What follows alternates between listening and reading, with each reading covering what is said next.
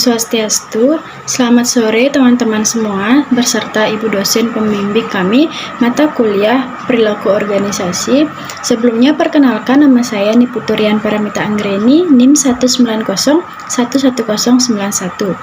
Kami dari kelompok 1 akan membawakan presentasi mengenai perilaku organisasi dan kepribadian.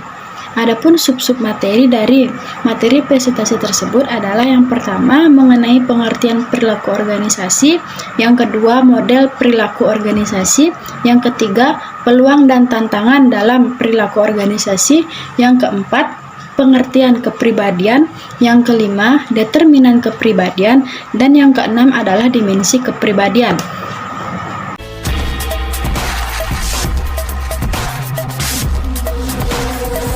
Baik, perkenalkan nama saya Ana Agung Raari Pandite dengan NIM 190111102. Baik, di sini saya akan menjelaskan tentang perilaku organisasi. Manusia dalam memiliki kebutuhannya tidak bisa berdiri sendiri. Agar kebutuhan itu dapat terpenuhi, maka manusia harus berorganisasi. Organisasi merupakan suatu alat yang diperlukan dalam masyarakat untuk mencapai tujuan tertentu melalui suatu tindakan yang harus dilakukan dengan kerjasama.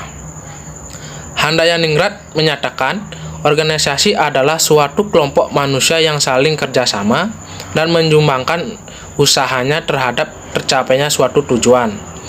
Dengan kata lain, organisasi merupakan sarana atau alat bagi orang-orang dalam bekerja sama untuk mencapai tujuan yang diharapkan. Di dalamnya terdapat hubungan kerja yang saling berhubungan satu sama lain. Pada dasarnya, di dalam suatu organisasi terdapat pola-pola hubungan yang berkaitan satu sama lain, dan setiap individu dalam organisasi tersebut yang ditunjukkan dalam bentuk perilaku atau usahanya dalam proses pencapaian tujuan organisasi. Perilaku ini menunjuk pada tanggapan atau reaksi individu terhadap rangsangan atau lingkungan. Perilaku seseorang dalam suatu organisasi ditentukan oleh banyak faktor. Tujuan perilaku organisasi yang pertama, untuk dapat memahami dan menjelaskan kejadian-kejadian yang terjadi dalam organisasi sehingga dapat mengembangkan cara berpikir tentang kejadian-kejadian di dalam lingkungan organisasi. Setelah memahami perilaku-perilaku yang terjadi dalam organisasi, maka dapat meramalkan kejadian-kejadian yang akan terjadi pada organisasi tersebut. Yang kedua, mempelajari perilaku untuk dapat meramalkan dan menjelaskan kejadian-kejadian yang terjadi dalam organisasi. Bila dijumpai pola kejadian yang berulang-ulang dalam organisasi, maka dilakukan identifikasi kekuatan-kekuatan dan faktor-faktor kelemahan yang menyebabkan faktor tersebut terjadi, sehingga membuat lingkungan organisasi dapat menjadi lebih stabil. Dan yang terakhir, ketiga, mempelajari perilaku organisasi adalah untuk mengendalikan perilaku-perilaku dalam organisasi. Jika manajer atau pemimpin organisasi dapat memahami dan menjalankan secara seksama perilaku-perilaku yang terjadi dalam organisasi, maka dia akan dapat menciptakan situasi yang menghasilkan perilaku-perilaku yang diinginkan dan mengurangi perilaku yang tidak diinginkan.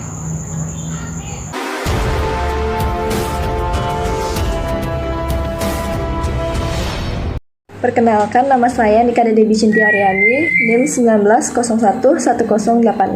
Di sini saya akan menjelaskan mengenai model perilaku organisasi. Akhirnya, kita dapat mengetahui bahwa perilaku organisasi adalah sangat bernilai untuk mengkaji dinamika hubungan di dalam kelompok kecil, baik tim resmi maupun kelompok tidak resmi.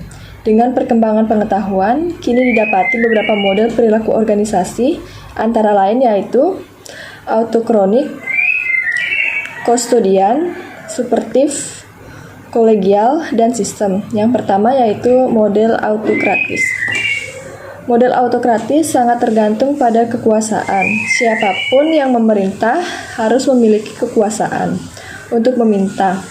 Anda melakukan ini atau melakukan itu, konsekuensinya adalah seorang karyawan yang tidak tunduk perintah akan dihukum. Pada kondisi autokratik, orientasi manajemen adalah bersifat formal dan memiliki otoritas resmi. Otoritas ini didelegasi melalui hak pemerintah terhadap orang lain hingga bagaimana dalam penerapannya. Yang kedua yaitu model kustodial. Keberhasilan pendekatan kustodial tergantung pada sumber daya ekonomi. Tujuan orientasi manajerial adalah pada pembayaran gaji dan manfaat.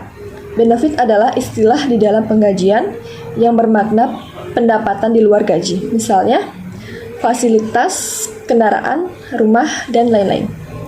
Karena kebutuhan fisik karyawan telah terpenuhi, pengusaha menggunakan kebutuhan akan rasa aman sebagai kekuatan untuk melakukan motivasi. Apabila perusahaan tidak memiliki cukup kekayaan untuk menyediakan pensiun dan pembayaran manfaat yang lain bagi karyawan, perusahaan belum dapat menerapkan model kustodial. Yang ketiga yaitu model suportif. Model suportif sangat tergantung pada kepemimpinan dan bukan tergantung pada kekuasaan atau uang. Melalui kepemimpinan, manajemen menciptakan suatu iklim untuk mendorong karyawan berkembang dan meraih cita-citanya melalui organisasi sepanjang mereka mampu. Para pimpinan berasumsi bahwa para karyawan secara alamiah tidak bersikap pasif dan menentang terhadap kebutuhan organisasi. Mereka berlaku demikian hanya apabila iklim kerjanya tidak mendukung. Mereka akan mengambil alih tanggung jawab, memberikan kontribusi, dan memperbaiki diri sepanjang manajemen memberi mereka kesempatan. Karena itu, orientasi manajemen adalah untuk mendukung kinerja pekerjaan karyawan, bukan sekedar memberikan gaji dan manfaat yang memadai, seperti halnya dalam pendekatan kustodial. Selanjutnya yaitu model kolegial. Perluasan pada model suportif adalah model kolegial. Istilah kolegial berkaitan dengan sekelompok orang yang menganggap diri mereka menjadi satu tubuh untuk bekerja sama secara kooperatif. Model kolegial tergantung pada bagaimana manajemen mengembangkan rasa kemitraan dengan karyawan. Hasilnya adalah karyawan merasa dibutuhkan dan berguna. Mereka merasa bahwa para manajer juga memberikan kontribusi, sehingga dengan mudah untuk menerima dan menghargai peran mereka di organisasi. Selanjutnya yaitu model sistem. Perilaku organisasi yang lain adalah model sistem. Ini merupakan hasil pencarian serius akan makna lebih mulia oleh karyawan masa kini. Mereka menginginkan lebih dari sekedar mendapatkan gaji dan keamanan kerja, karena diminta menghabiskan sebagian besar waktunya di tempat kerja. Mereka mengharapkan suasana kerja yang beretika, penuh dengan integritas, kepercayaan, dan kesempatan untuk mengalami suasana kebersamaan di antara para rekan kerja mereka. Sekian dari saya, selanjutnya akan dilanjutkan oleh teman saya.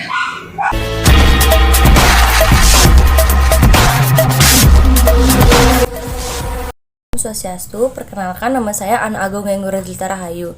Baik, di sini saya akan membahas materi yang ketiga yaitu peluang dan tantangan perilaku organisasi. Organisasi sebagai suatu kelompok dipengaruhi oleh perilaku, baik yang datangnya dari internal organisasi maupun eksternal organisasi. Hal ini dikarenakan begitu cepatnya perubahan-perubahan yang terjadi dalam organisasi, baik perubahan dari dalam organisasi atau internal maupun dari luar organisasi atau eksternal. Tantangan dan peluang tersebut antara lain: yang pertama, keanekaragaman tenaga kerja. Keanekaragaman tenaga kerja maupun organisasi jika diolah atau dikelola dengan baik dan dengan proses yang benar dapat meningkatkan kreativitas dan inovasi anggota dalam organisasi. Kemudian dalam pengambilan keputusan dapat dilakukan dengan memberikan perspektif yang berbeda terhadap masalah-masalah yang dihadapi anggota organisasi dan juga masalah organisasi secara keseluruhan. Namun apabila keanekaragaman tenaga kerja dan anggota organisasi tidak dikelola dengan baik, akan dapat menyebabkan meningkatnya angka pindah kerja bagi tenaga kerja potensial dan komunikasi yang lebih sulit dan konflik antar karyawan. Yang kedua, produktivitas dan kualitas produktivitas dapat dilihat dari berbagai sudut pandang, tergantung tujuan masing-masing organisasi. Misalnya organisasi profit, organisasi publik, organisasi swasta, organisasi pendidikan, organisasi sosial. Untuk melakukan perbaikan produktivitas dan kualitas pada organisasi pendidikan dapat dilakukan program-program seperti manajemen kualitas total, rekayasa ulang. Dengan demikian, para pemimpin dan manajer penting untuk memahami bahwa upaya apa saja untuk memperbaiki mutu dan produktivitas layanan pendidikan.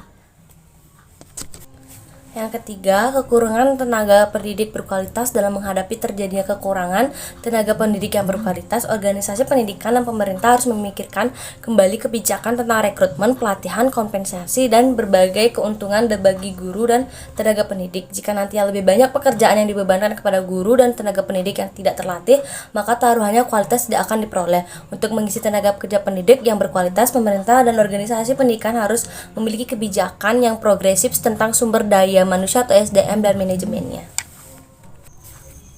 Yang keempat, kekurangan keterampilan.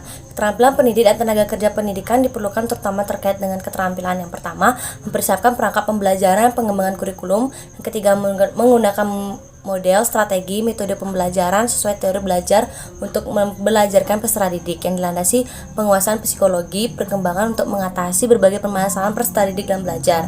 Yang ketiga, menyusun dan melakukan tes. Yang keempat, berkomunikasi dengan baik dan jelas, efektif dan mudah dipahami komunikasi. Yang kelima, simulasi inovasi dan perubahan bidang perilaku organisasi. Di sini adalah memberikan berbagai ide dan teknik untuk membantu merealisasikan tujuan ini dengan menyediakan organisasi pendidikan yang menghargai kreativitas, inovasi, dan merespon berbagai perubahan sehingga kualitas yang tinggi tetap terjaga dan terpelihara. Dan yang terakhir, kekurangan perilaku etis. Perilaku etis ini saat ini banyak dihadapi oleh karyawan berbagai perusahaan pendidikan maupun tenaga kerja pendidikan di berbagai organisasi pendidikan. Situasi di mana dituntut untuk menetapkan tingkah laku yang benar atau yang salah. Dengan demikian, pemimpin utama dan para manajer perlu menciptakan suatu iklim yang sehat secara etis dan menentukan kebijakan sehingga mereka, pendidik dan tenaga pendidik dapat melakukan pekerjaan secara produktif. Terima kasih.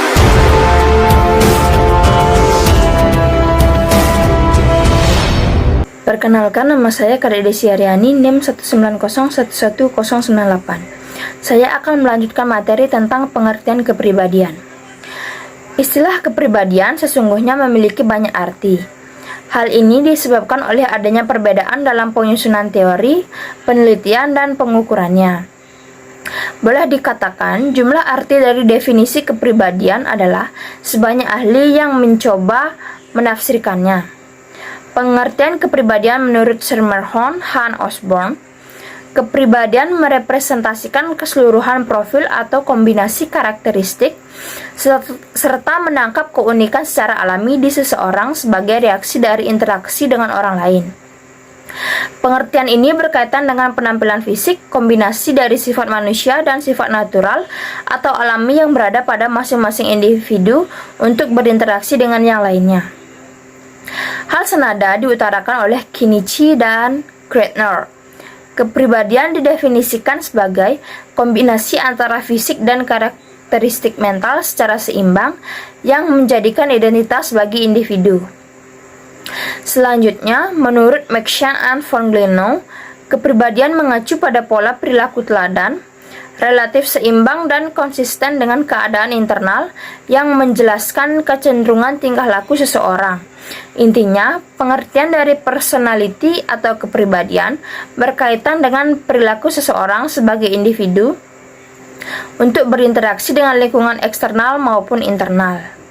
Menurut Nyonya M.A.S. Teko, kepribadian adalah integrasi sikap atau sifat warisan maupun yang didapatkan dari lingkungan sehingga menimbulkan kesan pada orang lain. Kepribadian menurut pengertian sehari-hari. Kata personality dalam bahasa Inggris, sedangkan dari bahasa kata Latin persona. Pada mulanya, kata persona ini menunjuk kepada topeng yang biasa digunakan oleh para pemain sandiwara di zaman Romawi dalam memainkan peran-perannya. Dari sini lambat laun kata persona atau personality berubah menjadi satu istilah yang mengacu kepada gambaran sosial tertentu yang diterima oleh individu dari kelompok atau masyarakatnya, di mana kemudian individu tersebut diharapkan tingkah lakunya berdasarkan atau sesuai dengan gambaran sosial yang diterimanya itu. Dalam kehidupan sehari-hari, kita bisa menjumpai pengertian kepribadian semacam ini melalui ungkapan seperti Didi berkepribadian pahlawan, atau Dewi memiliki kepribadian Kartini sejati. Di samping itu, kepribadian juga sering diartikan atau dihubungkan dengan ciri-ciri tertentu yang menonjol pada diri individu. Contohnya, kepada orang yang pemalu dikenakan atribut kepribadian pemalu. Kepada orang yang supel dikenakan atribut berkepribadian supel. Dan kepada orang yang bersuka bertindak keras dikenakan atribut kepribadian keras. Selain itu, bahkan sering pula kita jumpai ungkapan atau sebutan tidak berkepribadian yang terakhir ini biasa dialamatkan kepada orang-orang yang lemah, pelin-pelan, pengecut, dan semacamnya. Dari uraian di atas, bisa diperoleh gambaran bahwa kepribadian menurut pengertian sehari-hari menunjuk pada bagaimana individu tampil dan menimbulkan kesan bagi individu-individu lainnya. Pengertian kepribadian seperti ini mudah dimengerti dan karenanya juga mudah dipergunakan. Tetapi sayangnya pengertian kepribadian yang mudah dan luas dipergunakan ini lemah dan tidak bisa menerangkan arti kepribadian yang sesungguhnya. Sebab pengertian kepribadian tersebut hanya menunjukkan terbatas kepada ciri-ciri yang dapat diamati saja dan mengabaikan kemungkinan bahwa ciri-ciri ini bisa berubah tergantung kepada situasi keliling. Tambahan pula, pengertian kepribadian semacam itu lemah disebabkan oleh sifatnya yang evaluatif atau menilai. Bagaimanapun kepribadian itu pada dasarnya tidak bisa dinilai baik atau buruknya, dan para ahli psikologi selalu bersedia menghindarkan penilaian. Selanjutnya akan dijelaskan oleh teman saya. Perkenalkan, nama saya Nilo Umi Widiantari, NIM 1901113. Baik, di sini saya akan melanjutkan materi dari teman saya yaitu tentang kepribadian menurut psikologi. Pengertian kepribadian menurut disiplin ilmu psikologi bisa diambil dari rumusan beberapa teoris kepribadian yang terkemuka. Yang pertama, George Kells misalnya memandang kepribadian sebagai cara yang unik dari individu dalam mengartikan pengalaman-pengalaman hidupnya. Teoritis yang lain yaitu Gordon Allport merumuskan kepribadian sebagai sesuatu yang terdapat dalam diri individu yang membimbing arah kepada seluruh tingkah laku individu yang bersangkutan. Dan menurutnya, kepribadian adalah suatu organisasi yang dinamis dari sistem psikofisik individu yang menentukan tingkah laku dan pemikiran individu secara khas. Dan di balik perbedaan rumusannya, sebagian besar definisi atau batasan yang disusun oleh para teoritis kepribadian memiliki beberapa persamaan yang mendasar, yaitu yang pertama, sebagian besar batasan melukiskan kepribadian sebagai suatu struktur atau organisasi hipotesis dan tingkah laku dilihat sebagai sesuatu yang diorganisasi dan diintegrasikan oleh kepribadian. Atau dengan perkataan lain, kepribadian dipandang sebagai organisasi yang menjadi penentu atau pengarah tingkah laku. Dan yang kedua, sebagian besar batasan menekankan perlunya memahami arti perbedaan-perbedaan individu. Dengan kata lain, para teoritis kepribadian memandang kepribadian sebagai sesuatu yang unik atau khas pada diri setiap orang. Dan yang ketiga, sebagian besar batasan menekankan pentingnya melihat kepribadian dari sudut sejarah hidup, perkembangan, dan perspektif. Atau dengan perkataan lain, corak dan keunikan kepribadian individu itu ditentukan atau dipengaruhi oleh faktor-faktor bawaan dan lingkungan.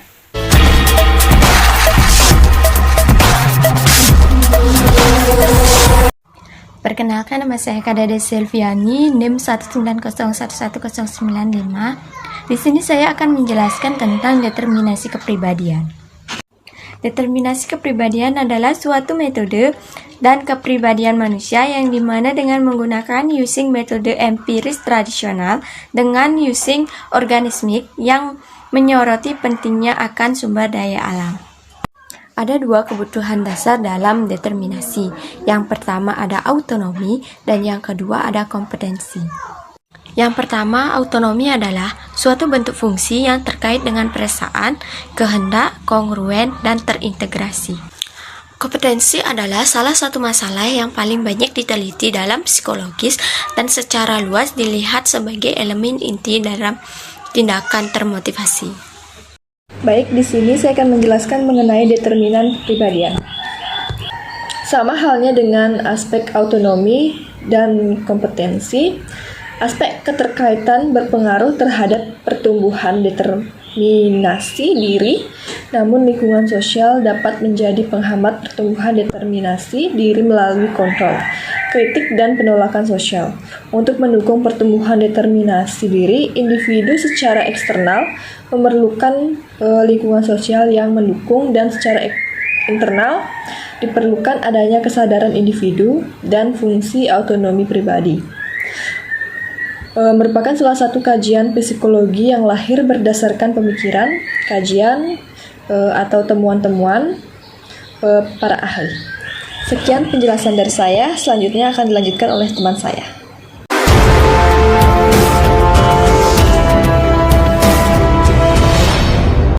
Nama saya Ana Agung Ngurah Tendes Pinandite dengan NIM 1901103. Di sini saya akan menjelaskan tentang dimensi kepribadian. Menurut Robbins pada tahun 2008 mengungkapkan bahwa setiap individu memiliki kepribadian yang berbeda satu dengan yang lainnya. Kita dapat melihat kepribadian seseorang dengan cara membandingkan 5 dimensi yang disebut dengan 5 factor model. Di antaranya, extroversion atau sosialisasi, dimensi yang menunjukkan individu yang suka bersosialisasi. Karakter individu yang suka bersosialisasi sangat mudah mengerjakan pekerjaan dengan cara bersosialisasi atau berkelompok. Tingkat individualismenya juga sangat rendah.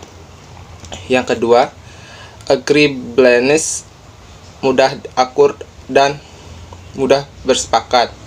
Dimensi ini menunjukkan individu yang mudah bersepakat. Orang-orang yang masuk dalam dimensi ini adalah kriteria orang yang rendah hati dan mau menerima saran dari orang lain, yang dianggap lebih mampu dan lebih benar dari pendapatnya sendiri. Yang ketiga, conscientiousness, sifat berhati-hati. Dimensi ini menjelaskan sifat individu yang bertanggung jawab terhadap pekerjaan, selalu berhati-hati dalam bertindak. Yang keempat, emotional stability, stabilitas emosional, merupakan kecenderungan seseorang mengalami keadaan tenang, aman, dan tidak mudah khawatir saat menyelesaikan tugas kerjanya. Yang terakhir, openness to experience, terbuka terhadap hal-hal yang baru. Sikap spesifik yang dicakupnya adalah intelektual, imajinatif, penasaran, dan berpikir luas. Orang-orang dalam dimensi ini merupakan orang yang mempunyai atas sifat kreatif, kemampuan majunya tinggi, dan rasa ingin tahunya besar terhadap suatu yang berkaitan dengan hasil kerjanya. Sekian dari penjelasan dari saya. Terima kasih. Baik, sekian pemaparan presentasi dari kelompok kami. Apabila terdapat kesalahan atau pengucapan kata dari teman-teman, saya mohon maaf. Apabila dari teman-teman sekalian ada yang ingin ditanyakan, kami persilahkan. Dan selanjutnya kami tutup dengan Paramasanti. Om Santi Santi Santi Om.